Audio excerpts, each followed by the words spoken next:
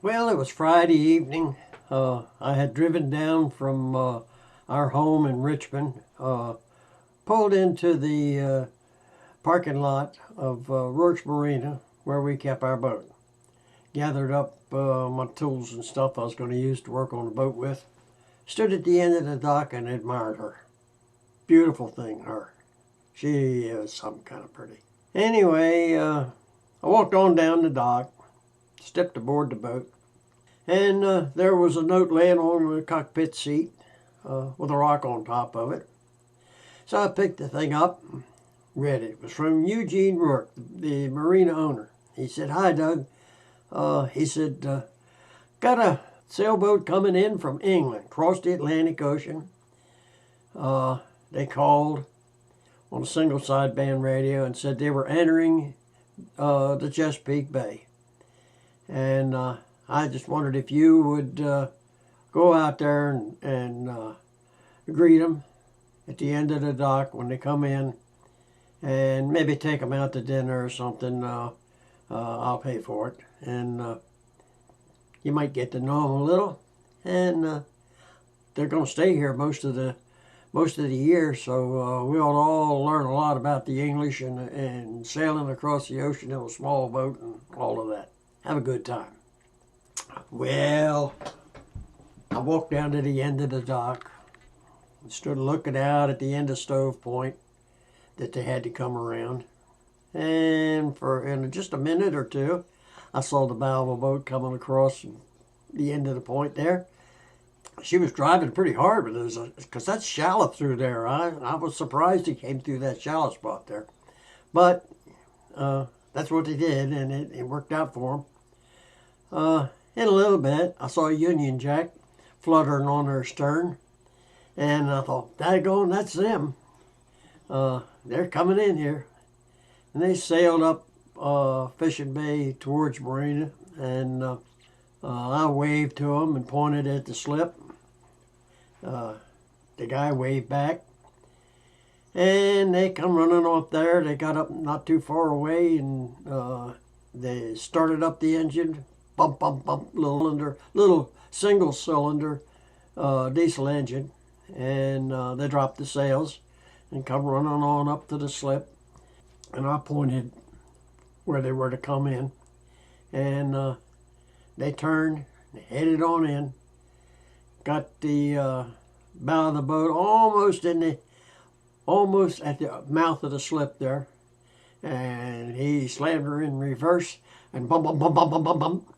The engine run backwards, and swirls of water come driving forward along the side of her hull and on up underneath another boat and ahead of him. And I walked forward. He threw me a dock line, and I grabbed the dock line, dropped it around the piling, and walked aft. And the lady back there, good-looking lady too, by golly, middle-aged, very attractive. And she threw me a dock line. I made it to another piling. She tied off tight the bitter end. About that time, the fellow walked up to me and he said, "Let me shake your hand." He said, "Man," he said, "it is so nice to come into a slip in a strange place halfway around the world and have somebody greet us there and take our dock lines and help us get in." Boy, he said, "it was sure appreciate it. It was really nice." She walked over and she said, "Let me shake your hand." And boy, she did. Let me tell you what. And she had a grip like a waterman. It was all I could do to keep from wincing. And but anyhow, he came over so anyway, we all shook hands and we stood around there and talked for a minute or two. And she said, "You haven't introduced yourself." "Oh, excuse me," I said. "My name is Douglas Pollard. And I'm so glad to meet y'all." And she said, "Really, you're Pollard?" I said, "Yes, ma'am." And she said, "Well, I was a Pollard before I met Monty, and we married. And of course, I'm no longer a Pollard, but she said, I'm a college professor, and I've studied history, and I've studied the Pollard history as far as back as I could go, and it goes a long way back. You're on one end of a long line of Pollards. And yeah, I kind of laughed. I said, Gene asked me to take y'all up to Taylor's restaurant to have a dinner. I imagine y'all could eat a nice dinner. And Monty, as she called him, said no. She said, he said, you're going to have to eat with us. He said, we caught my out there in the Gulf Stream, and so we're loaded down with good fresh fish, and Minnie will cook it up for us, and she's a good cook, and by golly, we'll have a good meal. Got a nice bottle of Irish whiskey, and we can all have ourselves a drink and eat fish, and I don't know if she's got any vegetables to cook or not, but we'll have them if we got them. And she said, Mr. Pollard, she said, you and I got to talk. We got to have a talk. She said, I know a lot of history about the Pollards and the Welsh, of which they are Welsh. And I said, well, gee, I didn't know that. She said, oh, yeah. She said, we'll sit down here after supper and we'll sit and talk a long time. I got a lot to tell you. And I hope you got a good memory. So I said, okay. So that's what we did. We had a big dinner. We drank a little booze. And we talked. Well, finally about midnight, about 10 o'clock rolled around, or 11 o'clock, and Monty said, he said, doggone, he said, I got to go to bed. He said, I was up half the night last night, and I got to have a nap. He said, don't you all sit up and talk all night now, because we got a big day tomorrow. We got to go see around what this place looks like. So anyhow, we sat and talked till 2, 3 o'clock in the morning. And man, I'm going to tell you what, there is some history behind the Pollards as Welshmen. The rest of this video that's attached to this will show you, because it shows the whole countryside where the sea bangs up against the shore. And I have a lot of story to tell you about what the Pollards did back then and how they became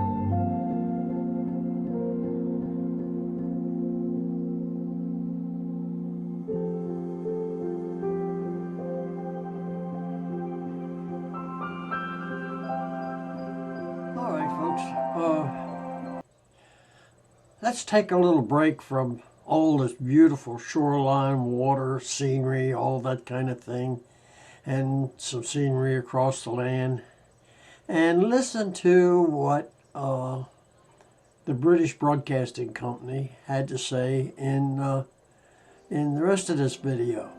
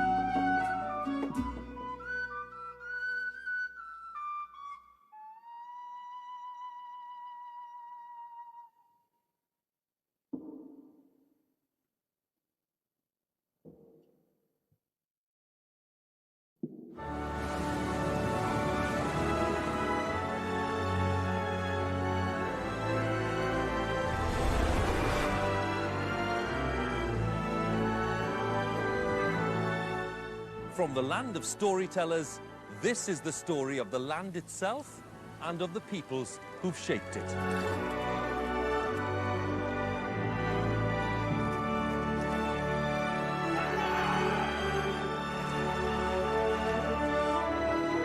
It's majestic, it's thrilling, it's a story that tells us who we are, where we've come from, and where we're going. It's a tale that's been 30,000 years in the making. It shows our country in ways we've never seen it before. From the Ice Age to the Information Age. This is our story, the story of Wales.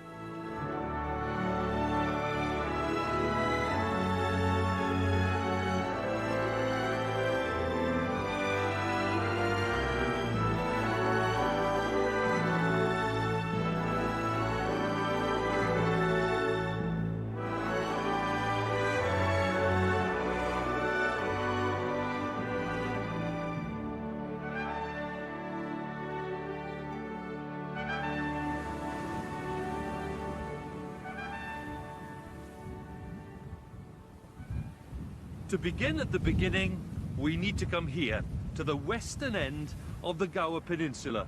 And we need to take a walk along the cliff top. We're following a path taken by a geologist back in 1823. William Buckland scrambles down to a cave you can only get to at low tide.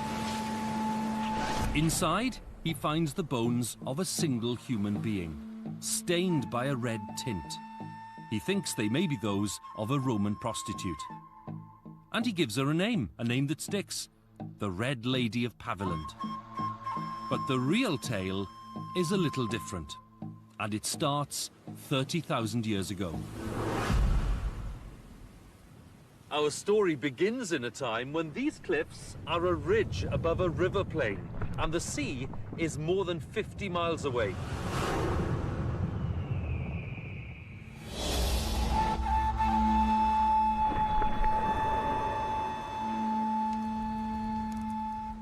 The earliest truly human occupants of the land we know as Wales are burying one of their dead.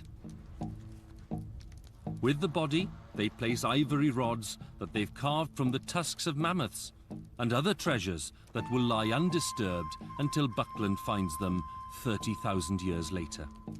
A mammoth skull and a necklace of seashells.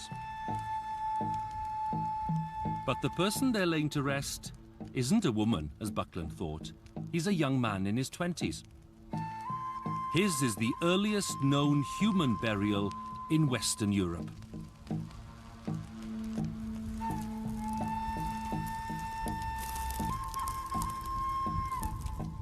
The loss of a single human life counts for something even back then. The Red Lady of Paviland does seem very distant from the story of Wales and the Welsh as we've come to know it. And yet the way we think of that single life and death can set the tone for the whole of our history of Wales. One version of our past would see these people as sad and isolated in a dark space of their own. But I'm determined to remind us that they're much more connected than that, sharing a whole way of life with others across an entire continent. That's how they know that this special pigment, red ochre, will stain the bones of the dead. And that's how they know that this is the way to honor the dead, burying them with beautiful things they've made. These people are tough. Soon they'll be facing the challenge of huge climate change. Surrounded by mammoths and rhinos, hyenas and lions, these Stone Age hunters know how to fight to survive.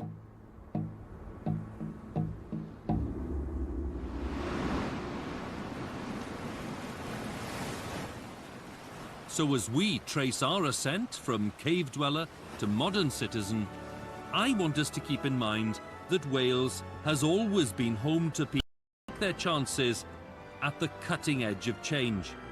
People who are open to new ideas and find ways to move forward without forgetting to honour those who've gone before. The story of Wales is the experience of each and every one of us in Wales, of anyone who's ever lived in this country, from the Red Lady of Paviland, buried in this cave on the Gower Peninsula, tens of thousands of years ago to you and me today. We are all part of the story of Wales.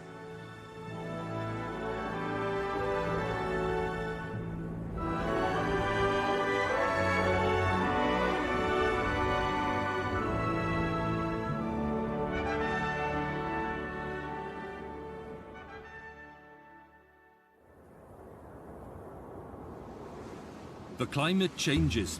People are driven away from Paviland and everywhere else in Wales. A wall of ice 40 metres thick comes as far south as the Gower.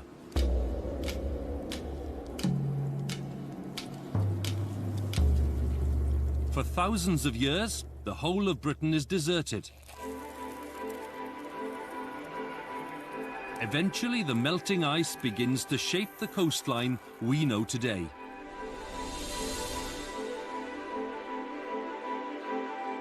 The great thaw brings back plants and animals. People follow slowly.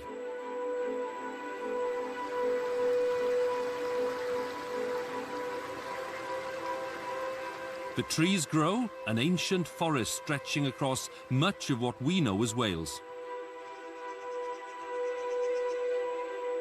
There are just a few gaps in the woodland, where the deer eat out glades or people set fires to make clearings. About 6,000 years ago, agriculture reaches Western Britain. The farmers begin to clear parts of the forest to grow primitive wheat and to keep sheep and goats, cattle, pigs and dogs. Gradually, over the course of 1,000 years, the people who live on this land, the land we call ours today, start to adapt. They start to cut through this vast natural forest and start to tackle the challenges of the world around them.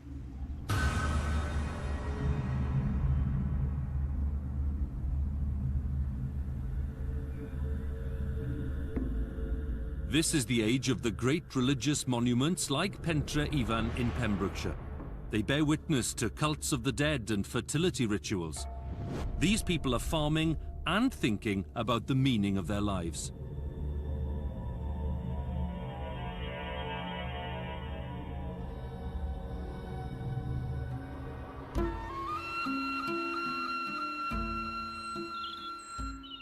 Bryn Celli Ddu on Anglesey. The tomb's passage and chamber are perfectly aligned to receive the first rays of the midsummer sun. So these are people who understand the changing seasons and the spinning earth they live on.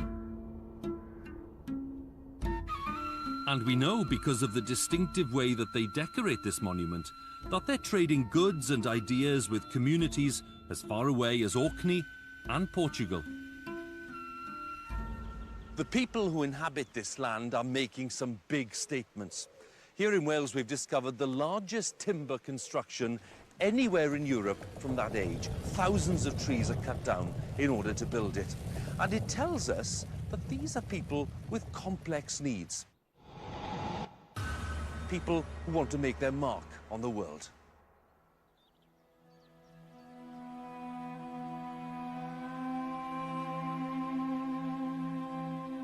The Hindwell enclosure is long gone, but from the post holes left behind in the soil, we can imagine how it dominates the Stone Age landscape.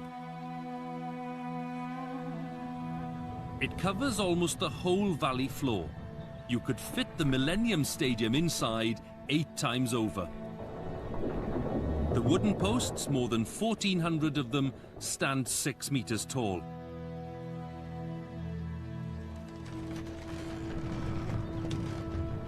And it's all built with stone and wood tools.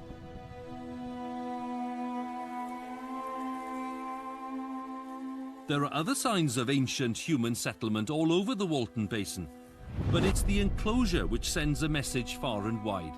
Here are people who've organized themselves on an epic scale.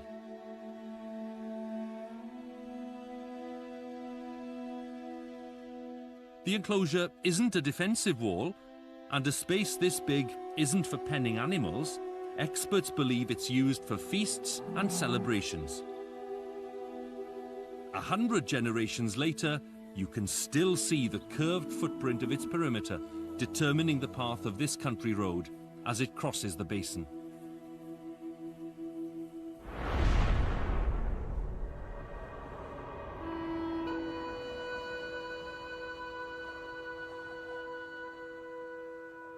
Just a few centuries after the building of the Walton Basin enclosure, the world changes.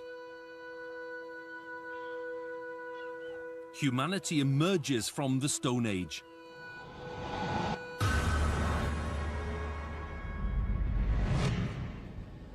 These days, this is what Llandudno is all about. It's about relaxation and enjoyment. And this great tramway, which takes us all the way up the Great Orme, tells us so much about the Victorian heyday. Llandudno is all about leisure. This is where people come to escape the grime of heavy industry. And what a contrast to the world of 4,000 years ago, when the heavy industry is right here, underneath this mountain. There's a revolution going on. I'm talking about metal, and the Great Orme is where it's happening.